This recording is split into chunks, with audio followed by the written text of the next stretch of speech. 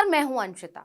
BJP के एक और उम्मीदवार ने लोकसभा चुनाव लड़ने से इनकार कर दिया। यानी अब तक 3 लोग चुनाव लड़ने से इनकार कर चुके हैं टिकट मिलने के बाद।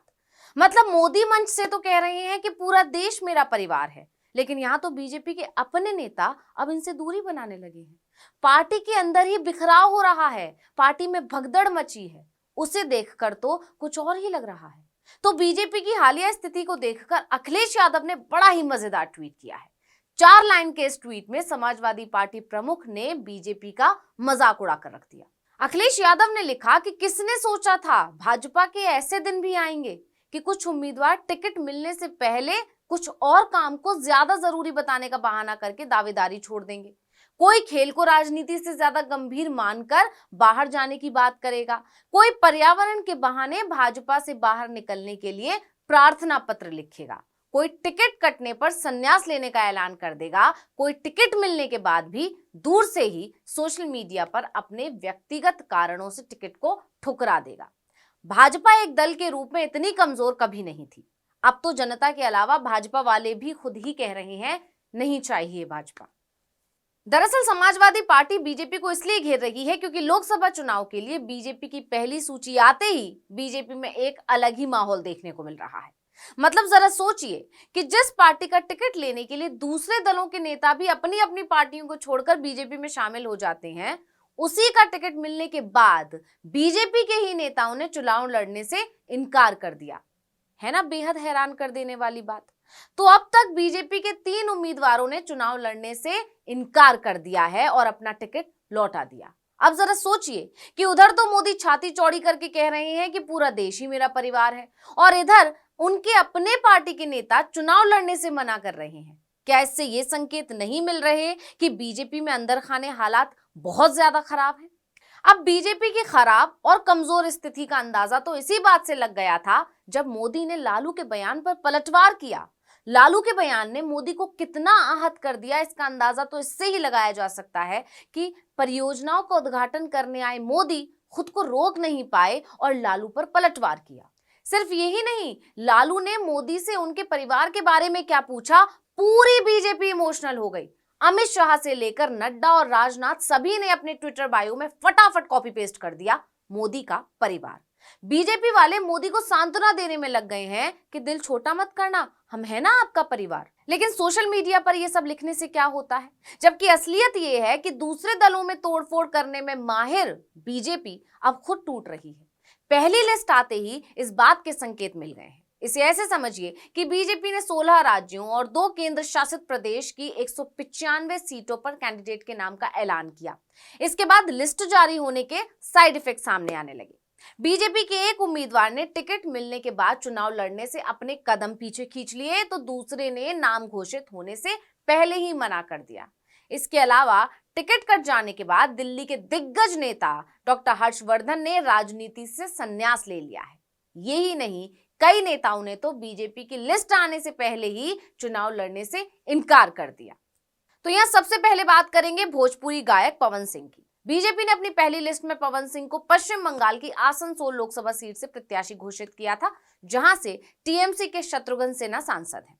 इसी तरह गुजरात के पूर्व मुख्यमंत्री और बीजेपी के वरिष्ठ नेता नितिन पटेल मेहसाणा लोकसभा सीट से चुनाव लड़ने से पीछे हट गए हैं। बीजेपी के इन दोनों ही कैंडिडेट ने लिस्ट आने के दूसरे दिन लोकसभा चुनाव लड़ने से मना कर दिया। इस तरह से दोनों ही नेताओं ने अपनी उम्मीदवारी को वापस लेने का फैसला किया। और अब खबर यह है कि यूपी में बाराबंकी से भाजपा उम्मीदवार उपेंद्र सिंह रावत ने भी लोकसभा चुनाव लड़ने से इनकार कर दिया है। नाम का ऐलान होने के बाद ही उपेंद्र रावत का एक वीडियो सोशल मीडिया पर वायरल हुआ, जिसे उन्होंने डीप फेक वीडियो बताया। उपेंद्र रावत ने सोशल मीडिया प्लेटफॉर्म एक्स पर खुद को निर्दोष बताते हुए लिखा कि जब तक मैं निर्दोष साबित नहीं होता तब तक मैं सार्वजनिक जीवन में कोई चुनाव नहीं लड़ूंगा। अब ये तो हुए वो लोग जिन्होंने टिकट मिलने के बाद मना कर दिया है, जबकि ये अपने आप में ही बहुत चौंकाने वाली बात है, क्योंकि टिकटों के लिए तो मारामारी होती है। खैर, अब बात करते हैं उन लोगों की जिन्होंने टिकट ना मिलने के बाद संन्यास लेने का ऐलान कर दिया, जैसे डॉक्टर हर्षवर्धन। दिल्ली में बीजेपी के दिग्गज नेता और पूर्व केंद्रीय मंत्री डॉक्टर हर्षवर्धन को इस बार टिकट नहीं मिला। टिकट कटने के बाद डॉक्टर हर्षवर्धन ने सक्रिय राजनीति को छोड़ने का ऐलान कर दिया। उन्होंने ट्वीट में लिखा कि कृष्णा नगर में मेरा ईएनटी क्लिनिक मेरी वापसी का इंतजार कर रहा है। इसके अलावा पूर्व दिल्ली से बीजेपी के सांसद गौतम गंभीर और झारखंड के हजारीबाग से सांसद जयंत सिन्हा ने भी बीजेपी उम्मीदवारों की पहली लिस्ट आने से पहले ही सक्रिय राजनीति से अलग करने का खुद को आग्रह कर दिया था। गौतम गंभीर ने अपने ट्वीट में लिखा था कि मैंने माननीय पार्टी अध्यक्ष से अनुरोध किया है कि मुझे मेरे राजनीतिक कर्तव्यों से मुक्त करें, जिससे मैं अपनी आगामी क्रिकेट प्रतिबद्धताओं पर ध्यान दे सकूं। वहीं झारखंड की हजारीबाग लोकसभा सीट से 2 बार के सांसद जयंत सिन्हा ने भी राजनीति से दूर रहने का फैसला किया। उन्होंने लिस्ट आने से पहले ही ट्वीट कर दिया कि मैंने माननीय पार्टी अध्यक्ष जेपी नड्डा से अनुरोध किया है कि मुझे मेरे प्रत्यक्ष चुनावी कर्तव्यों से मुक्त करें, जिससे वो भारत और दुनिया भर में वैश्विक जलवायु परिवर्तन से निपटने पर अपने प्रयासों पर ध्यान दे सकूं।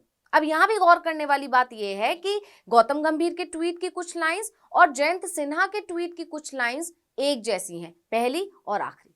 अब इस भगदड़ को देखकर ही लोग तंज कस रहे हैं कि इनके अपने पार्टी वाला परिवार तो बिखर रहा है, पार्टी के लोग इनके साथ चलना नहीं चाहते हैं और ये कहते हैं पूरा देश इनका परिवार है, पूरा देश इन्हें पसंद करता है। लोकसभा चुनाव से पहले बीजेपी में मची इस भगदड़ ने कई सवाल खड़े कर दिए हैं कि आखिर ऐसा क्यों हो रहा है, इसकी वजह क्या है। क्या इन लोगों को पार्टी के अंदर अब अपना भविष्य नजर नहीं आ रहा? क्या पार्टी नेता पार्टी नेतृत्व से नाराज हैं, या ये सब केंद्रीय नेतृत्व के इशारे पर हो रहा है? अब राजनीति के जानकारों के इसको लेकर कई मत हैं। कई जानकारों का कहना है कि ये सब आलाकमान के इशारे पर हो रहा है। दरअसल बीजेपी 2024 लोकसभा चुनाव में किसी तरह की कोई राजनीतिक रिस्क नहीं लेना चाहती है। बीजेपी ने लोकसभा चुनाव में 370 और एनडीए के 400 पार सीटें जीतने का टारगेट तय किया है। ऐसे में बीजेपी किसी भी ऐसे सांसद पर दांव नहीं लगाना चाहती जिसके जीतने पर संशय हो। बीजेपी जिताऊ प्रत्याशी पर ही अपना भरोसा जता रही है। बीजेपी ने अपने 195 के उम्मीदवारों की पहली लिस्ट में 40 से ज्यादा सांसदों के टिकट काट दिए हैं और उनकी जगह पर नए चेहरों पर दांव खेला है। बीजेपी की रणनीति अपने कई पुराने सांसदों का टिकट काटने की है। पार्टी की तरफ से पुराने चेहरों के स्थान पर नए चेहरों को उतारा जाएगा। इस क्रम में पार्टी के मौजूदा सांसदों को इसके संकेत मिलने लगे थे। अब माना जा रहा है कि अपना टिकट कटते देख पार्टी के सांसद सम्मानजनक तरीके से खुद ही किनारा कर रहे हैं, जिससे इज्जत बची रह जाए। इसके अलावा जिन नेताओं ने चुनाव लड़ने से पीछे कदम खींचे हैं, उसकी वजह भी कहीं ना कहीं पार्टी के संकेत हैं। यानी ये सब वो अपनी मर्जी से नहीं कर रहे हैं, बल्कि आलाकमान के कहने पर कर रहे हैं कि आप खुद ही किनारे हो जाइए। खैर, अब चाहे वजह जो भी हो, लेकिन इस भगदड़ से बीजेपी से भी ज्यादा मोदी की फजीहत हो रही है। लोग कह रहे हैं कि पहले अपने लोगों को तो एक कर लो, फिर पूरे देश की बात करना। मतलब पहली सूची लाने में बीजेपी ने जितनी जल्दबाजी मचाई, उसकी इस जल्दबाजी ने ही उसकी किरकिरी करवा दी। वहीं जानकार तो ये भी कह रहे हैं कि ये तो बस शुरुआत है, आगे आगे देखिए होता है क्या। इस वीडियो में इतना ही। आपसे अनुरोध है, यूट्यूब पर हमारे चैनल आर्टिकल 19 इंडिया को सब्सक्राइब कीजिए, व्हाट्सएप पर फॉलो कीजिए। हमें बताइए आपको हमारा ये वीडियो कैसा लगा। आने वाले दिनों में हम और किन मुद्दों पर वीडियो बनाएं, ये भी जरूर बताइए। ट्विटर हैंडल है article19_India, इसे भी फॉलो कर लीजिए। नमस्कार।